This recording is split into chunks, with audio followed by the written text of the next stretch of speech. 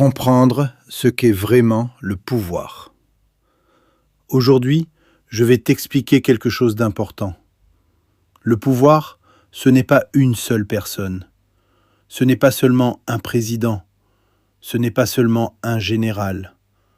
Le pouvoir, c'est un système. Un système, c'est comme une grande machine invisible. Cette machine décide parfois à notre place. Cette machine contrôle 3 choses principales. La première chose, c'est la force. La force sert à faire peur ou à faire taire. La deuxième chose, c'est l'argent. L'argent sert à acheter le soutien des gens. La troisième chose, c'est le récit. Le récit, c'est l'histoire qu'on raconte aux gens. C'est la manière dont on explique les choses pour convaincre. Si quelqu'un contrôle la police et l'armée, il contrôle la peur. S'il contrôle l'argent, il contrôle les fidélités. S'il contrôle l'histoire qu'on raconte, il peut influencer les esprits. Voilà ce qu'est le pouvoir. Maintenant, parlons de ce qui fait fonctionner le pouvoir. On pourrait penser que le pouvoir agit par amour du pays, ou par morale, ou par grandes idées. Mais souvent, ce n'est pas ça. Le moteur du pouvoir, c'est la survie. Le pouvoir veut rester en place. Il veut durer le plus longtemps possible.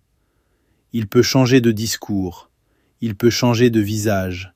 Il peut changer de slogan. Mais son instinct reste le même. Rester au contrôle.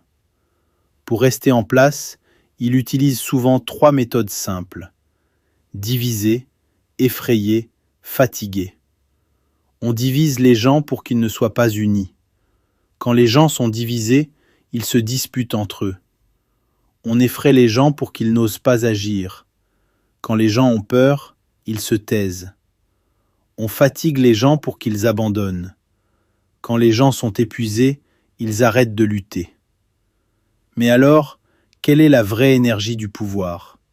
Ce ne sont pas les tanks, ce ne sont pas les lois, ce ne sont pas les grands discours. La vraie énergie du pouvoir, c'est l'obéissance. Un pouvoir ne tient pas seulement parce qu'il est fort.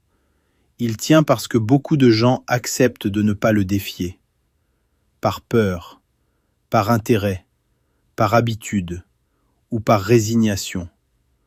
Un système peut survivre à la colère, mais il a beaucoup plus de mal à survivre quand tout le monde comprend clairement comment il fonctionne.